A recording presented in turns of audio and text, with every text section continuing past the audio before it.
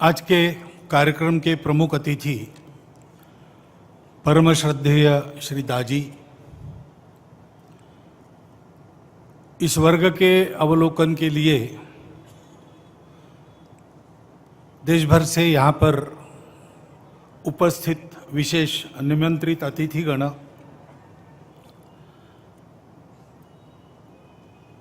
संघ पर जो प्रेम है उसके कारण यहाँ उपस्थित हमारे दोनों संत माननीय सर्वाधिकारी जी, विदर्भ प्रांत के माननीय संघ चालक जी, नागपुर महानगर के माननीय संघ चालक जी, उपस्थित अन्य अधिकारीगण, नागरिक सज्जन, माता भगिनी एवं आत्मीय स्वयंसेवक बंधु,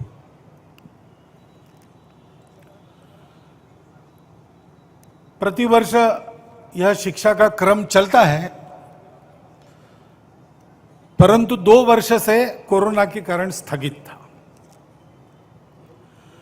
प्रशिक्षण स्थगित नहीं हुआ, इस प्रकार का कार्यक्रम नहीं हुआ।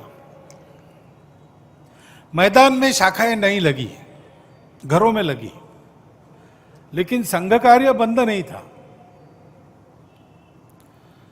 कोरोना में हमारे कार्यक्रम बदल गए। कोरोना पीड़ितों की सेवा, यही हमारा कार्यक्रम बन गया और देश भर के लाखों स्वयंसेवकों ने संपूर्ण समाज के साथ मिलकर उसको बहुत अच्छी तरह संपन्न किया। उसमें भी उनका प्रशिक्षण ही हुआ, क्योंकि कार्यक्रम आपको दिखने में अलग अलग दिखते हैं। यहां लाठी काठी आपको दिख रही, यष्टि दिख रही है, संचलन समता दिख रही, परंतु ये प्रशिक्षण है अपने देश को परम वैभव संपन्न बनाने के लिए जो आवश्यक योग्यता है उसको प्राप्त करने का प्रशिक्षण है। जिन बातों का उल्लेख और श्रद्धेय दाजी ने अपने भाषण में किया, वही बातें हैं। इस कालावधि में हमारा संपर्क समाप्त नहीं हुआ, उल्टा बढ़ा। बाद में राम जन्मभूमि के लिए धन संग्रह करना पड़ा तो बहुत अधिक गांवों में, 4 करोड़ से ऊपर गांवों में हमारे स्वयंसेवक पहुंच गए, परिचय हो गया, संपर्क हो गया। उसके फलस्वरूप इस बार जो वर्ग था, अभी यहां उपस्थित है, इससे दुगनी संख्या इसमें आने के लिए तैयार थी, लेकिन यहां सबकी व्यवस्था एक समय में नहीं हो सकती। इसलिए इस वर्ग में जो आए हैं वो आ गए, जो शेष है उनके लिए हमको दूसरा वर्ग करना पड़ने वाला है, वो हम करेंगे। परंतु ये सब क्यों चल रहा है, तो वही बात है। भारत माता की जय सारे विश्व में करानी है। क्यों करानी है? हम विश्व विजेता बनना चाहते क्या? नहीं, हमको विजेता वगैरह बनने की आकांक्षा नहीं है। हमको किसी को जीतना नहीं है, हमको सबको जोड़ना है। संघ का कार्य भी किसी को जीतने के लिए नहीं चलता, जोड़ने के लिए चलता है। और भारतवर्ष भी दुनिया में, दुनिया के आदिकाल से अब तक जीता रहा है तो किसी को जीतने के लिए नहीं, सबको जोड़ने के लिए। स्वतंत्रता का 75वां वर्ष चल रहा है। स्वतंत्र में हमारा स्व कौन सा है? यही हमारा स्व है। बहुत प्राचीन समय में कभी हमारे आर्ष पूर्वजों ने अस्तित्व के सत्य को समझा और जाना कि ये सारा अस्तित्व रंग बिरंगी विविधताओं से भरा हुआ वो एक ही शाश्वत, संपूर्ण, एकमेव अद्वितीय सत्य का आविष्कार मात्र है। विविधता ये उस एकत्व की साजा सज्जा है, वो अलगाव नहीं है। आपस में सबका संबंध है, वो आत्मीयता का संबंध है, अपनेपन का संबंध है। और इसलिए इस अपनेपन की भावना से संपूर्ण विश्व को ये सत्य की ओर ले जाने वाला अपनापन मिले, क्योंकि उस सत्य को प्राप्त करने से शाश्वत और कभी फीका न पड़ने वाला सुख मिलता है, जिसके खोज में सारी दुनिया दौड़ती रहती है। वो केवल वही मिलता है और हमको प्राप्त हुआ है। सारा विश्व हमारा अपना है, उसको भी प्राप्त होना चाहिए। सबको यह सत्य प्राप्त हो, इसलिए इसी सत्य के आधार पर सत्य, करुणा, शुचिता और तपस, ऐसे जिसको धर्म के 4 पैर अपने यहां कहा गया है, इन मूल्यों पर आधारित एक धर्म जीवन भारत में खड़ा किया। वो हमारा राष्ट्र जीवन बना। हम राष्ट्र है क्यों है? किसी भाषा के कारण नहीं है, किसी पूजा के कारण नहीं है, किसी एक जगह रहने वाले हमें इसलिए नहीं है। हमारे सामने एक समान लक्ष्य है। एतद् देश प्रसूतस्य सकाशात अग्र जन्मनात् स्वम स्वम चरित्रम शिक्षेरन पृथिव्याम सर्वमानव। मनुष्य का जीवन कैसा हो, दुनिया के लोग आए, और हम जो दुनिया के सबसे प्राचीन देश है, हमारा दायित्व है हमारे को देखकर एक एक को वो शिक्षा मिलनी चाहिए। ऐसा जीवन हमारा होना चाहिए। ये एक समान उद्देश्य भारतवर्ष के सब पंथ संप्रदायों के सामने, सब भाषा बोलने वालों के सामने, सभी प्रदेशों में निवास करने वालों के सामने, सभी खान पान रीति रिवाज वाले लोगों के सामने है। यहां तक कि मेरा दावा है कि जिन्होंने कुछ ऐतिहासिक कारणों से विदेश से आई पूजा को स्वीकार किया, उनके भी अंतर्मन से जब आवाज निकलती है तो उनके सामने यही लक्ष्य होता है, क्योंकि वो भारत के हैं। इस बात की आज दुनिया को आवश्यकता है, क्योंकि सबको साथ लेकर आगे कैसे बढ़ना, जोड़ने वाला क्या है, इसकी प्रतीति दुनिया में नहीं है। थियरी है, एक्सपीरियंस और प्रैक्टिस नहीं है। उसकी परंपरा भारत में आज तक अखंड चलती आ रही है। सब प्रकार के परिस्थितियों में वो कभी खंडित नहीं होती। वही आध्यात्मिकता और उसके आधार पर खड़ा हुआ यह धर्म, जिसको आजकल लोग हिंदू धर्म कहते हैं, वास्तव में वो तो मानव धर्म है, विश्व धर्म है। युगों से इस भूमि में उसका संगोपन, संरक्षण, संवर्धन हुआ, और इस भूमि की इस परंपरा में रहने वाले आज के लोगों को दुनिया हिंदू कहती है, इसलिए वो हिंदू धर्म है।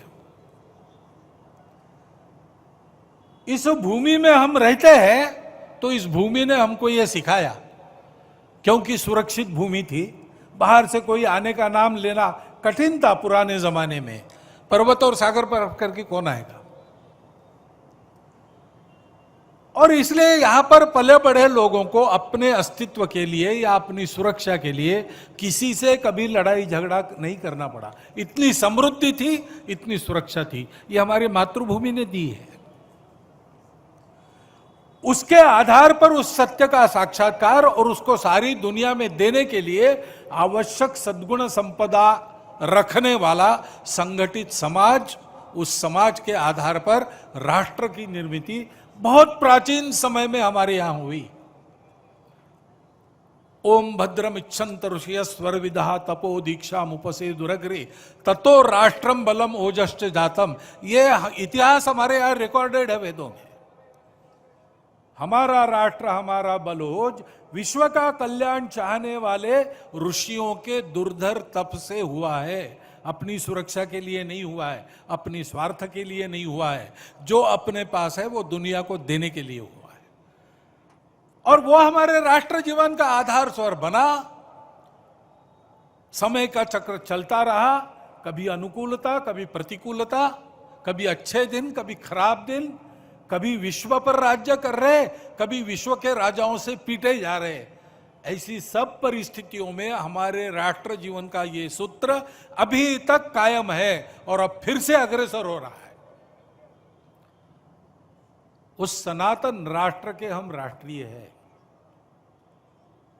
वही धर्म, जो समन्वय सिखाता है, जो संतुलन देता है, जो सबको साथ लेकर सबकी उन्नति करना जानता है। सबकी उन्नति में अपनी उन्नति देखो, अपनी उन्नति से सबकी उन्नति हो, ऐसी उन्नति को वो हमारा स्व है। उसके आधार पर अपने देश के सारे तंत्र को हमको फिर से देखकर स्थापित करना होगा, क्योंकि हमारे देश का प्रयोजन ये है।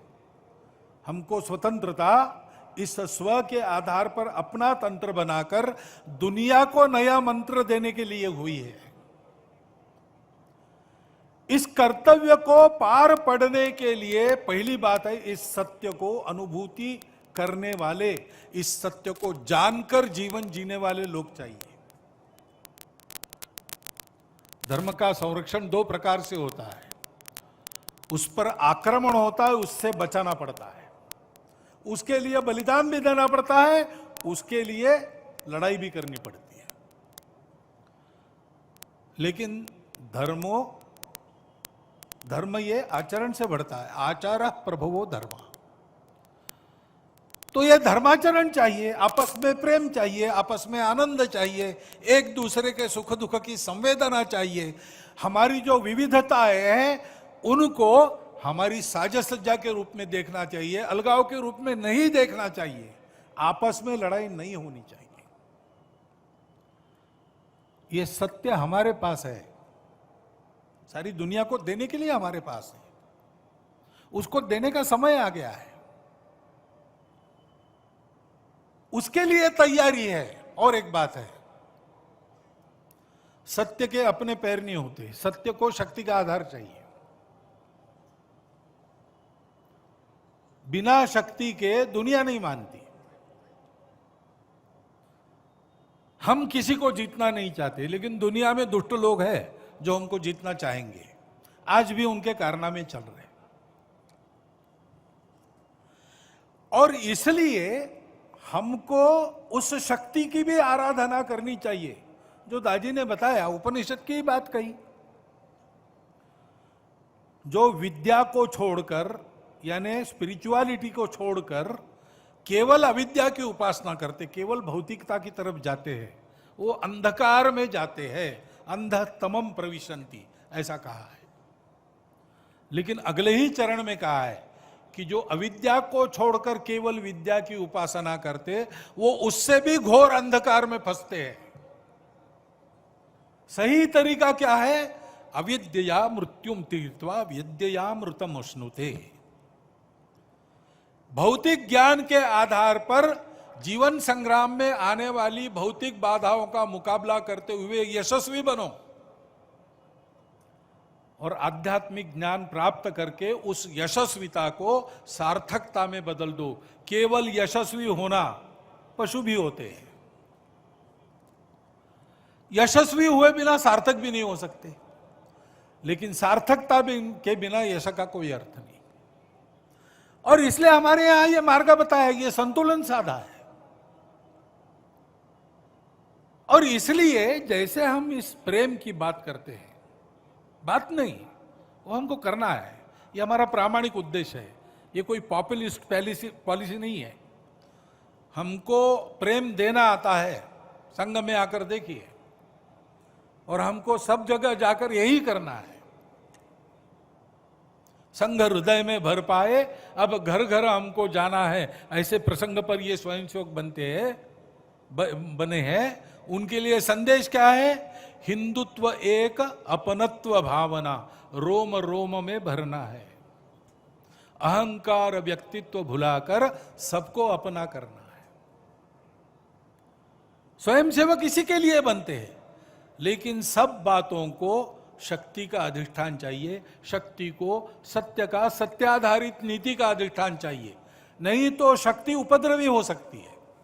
शक्ति चाहिए, लेकिन दुष्टों के हाथ में विद्या विवाद आया, ज्ञान मिला, जानकारी मिली, उसका उपयोग लोगों में झगड़े लगाने के लिए, नकारात्मकता उत्पन्न करने के लिए करना दिखाई देता है। धनम मदाय, धनवान हो गए तो ऐसा मद आता है कि उस धन के बल पर कुछ भी करेंगे, कोई लिहाज नहीं रखेंगे। शक्ति परेशान पर पीड़नाय, दूसरों को पीड़ा देने के लिए शक्ति का उपयोग, यह दुष्टों का है। खलस्य, जो नीति विहीन है, जो सत्य पर नहीं चलते, जो अपनत्व को नहीं जानते। परंतु साधुओं का क्या है? साधोर विपरीतम, तो उनका उल्टा है। ज्ञानाय दानाय च रक्षणाय।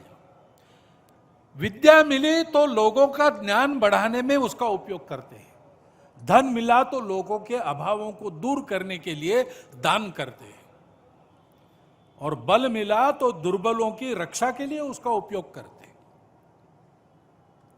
ये नीति नहीं है तो शक्ति उपद्रव बनती है। अभी हम देख ही रहे,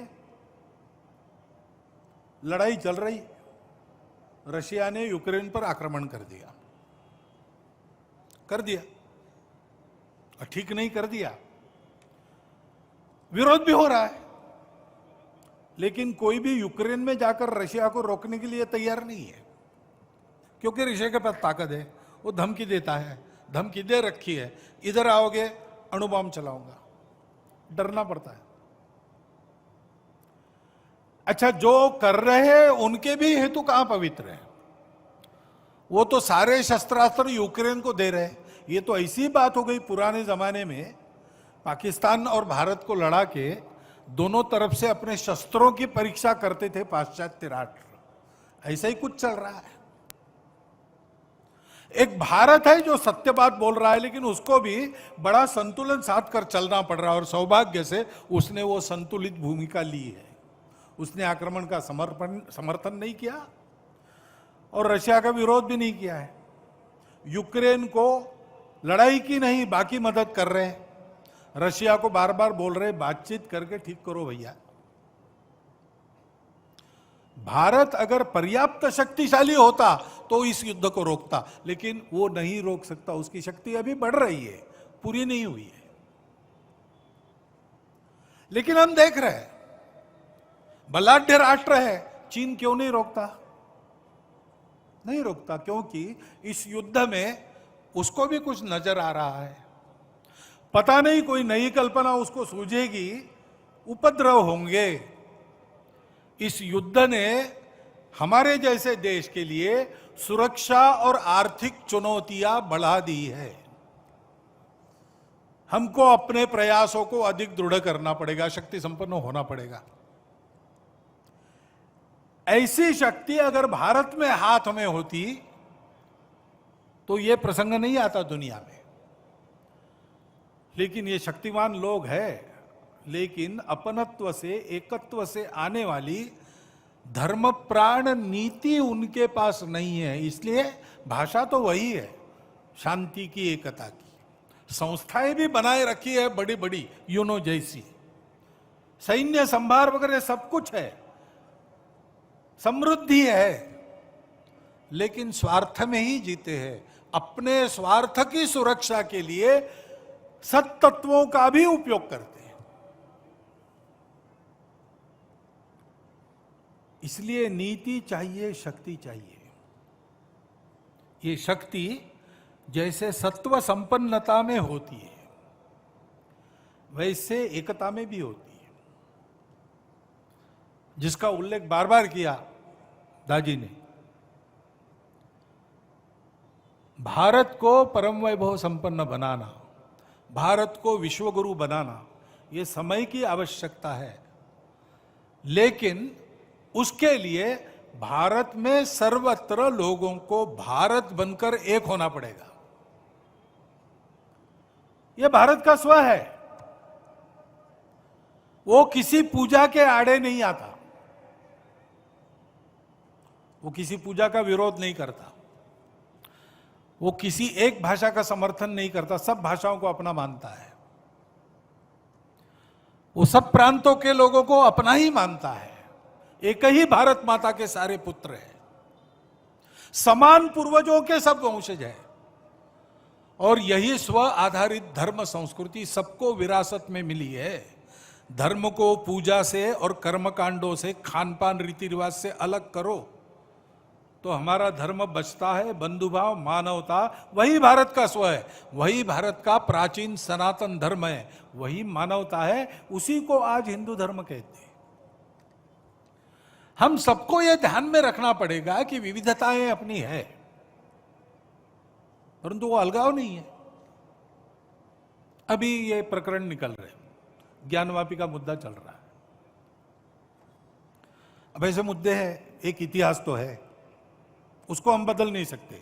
वो इतिहास हमने नहीं बनाया, न आज के अपने आप को हिंदू कहलाने वालों ने बनाया, न आज के मुसलमानों ने बनाया। उस समय घटा, इस्लाम बाहर से आया, आक्रमकों के हाथ आया। उस आक्रमण में भारत की स्वतंत्रता चाहने वाले व्यक्तियों का मनोधैर्य खच्चे करने के लिए देवस्थान तोड़े गए, हजारों है।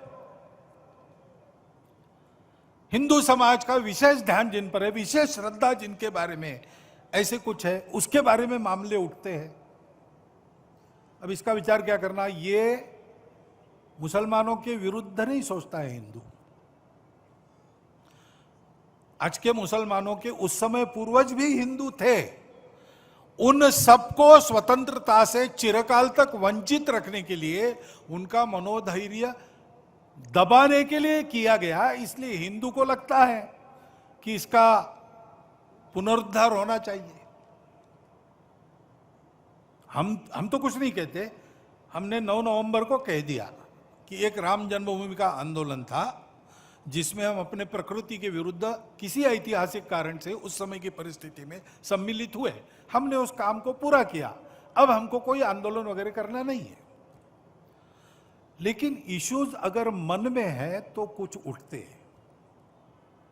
ये किसी के विरुद्ध नहीं है और विरुद्ध मानना नहीं चाहिए। मुसलमानों ने तो नहीं मानना चाहिए, हिंदुओं ने भी ये नहीं करना चाहिए। अच्छी बात है, ऐसा कुछ है, आपस में मिल बैठकर सहमति से कोई रास्ता निकालिए। लेकिन हर बार नहीं निकल सकता, इसमें कोर्ट में जाते हैं तो फिर कोर्ट जो निर्णय देगा उसको मानना चाहिए। अपनी संविधान सम्मत न्याय व्यवस्था को पवित्र सर्वश्रेष्ठ मानकर उसके निर्णय हमको पालन करने चाहिए। उनके निर्णयों पर प्रश्न चिन्ह नहीं लगाना चाहिए।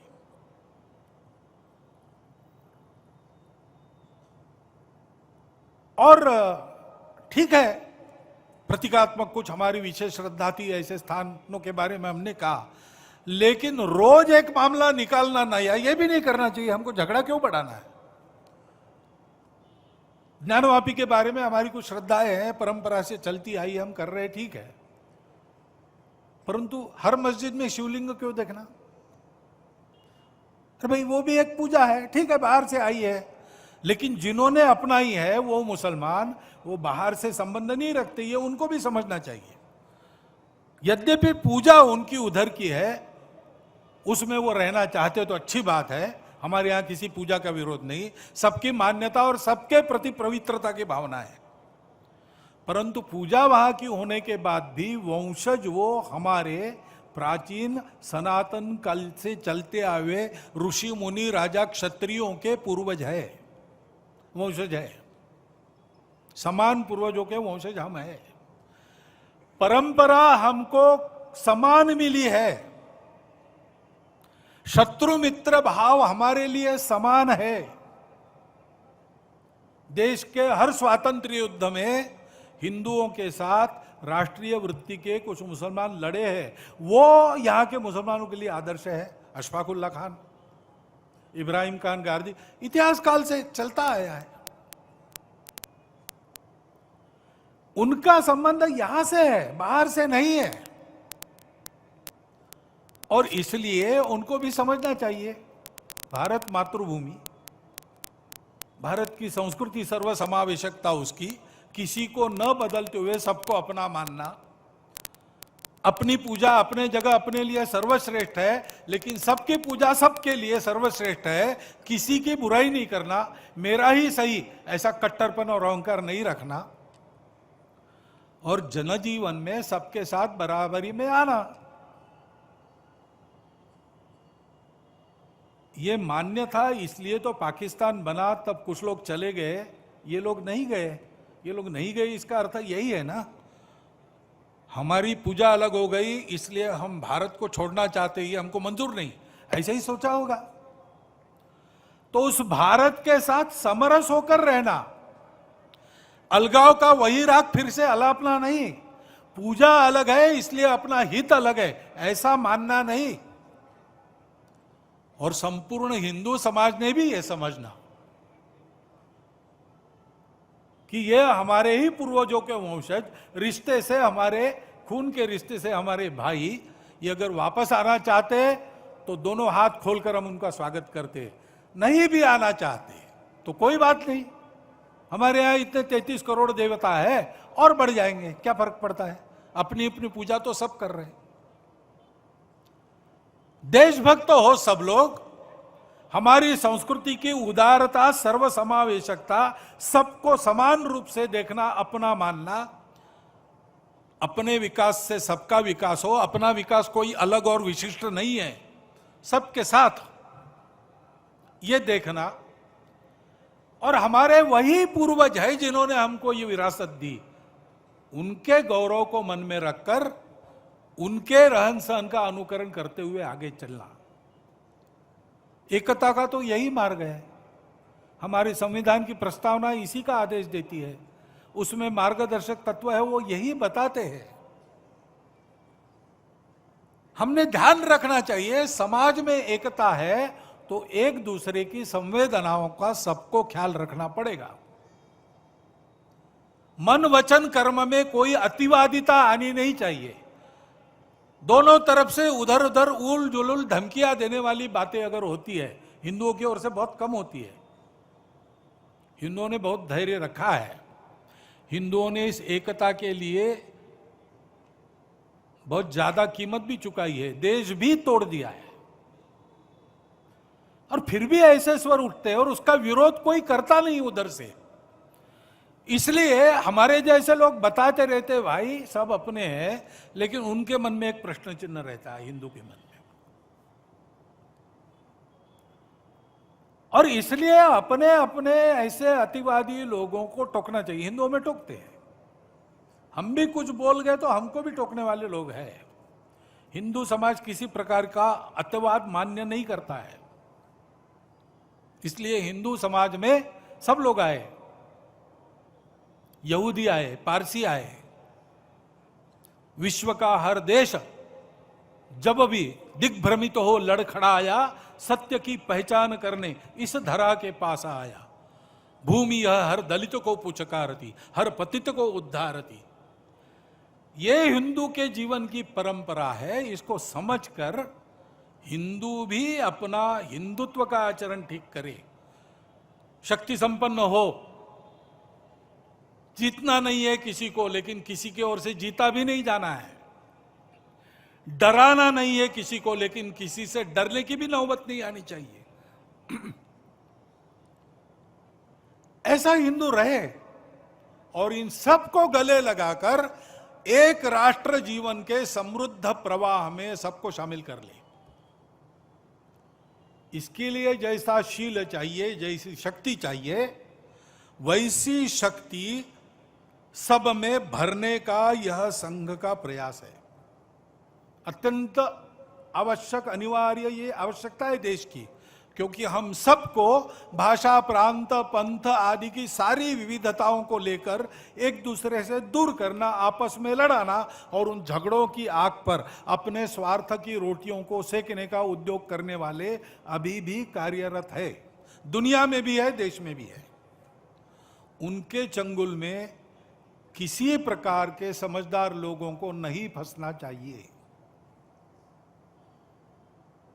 लंबा चलना पड़ेगा। आज ऐसा विचार आया, किसी ने बोला और कल बदल हो गया, ऐसा नहीं होगा। कठिन रास्ता है, उबड़ खाबड़ रास्ता है, लेकिन इसमें से जाना पड़ेगा।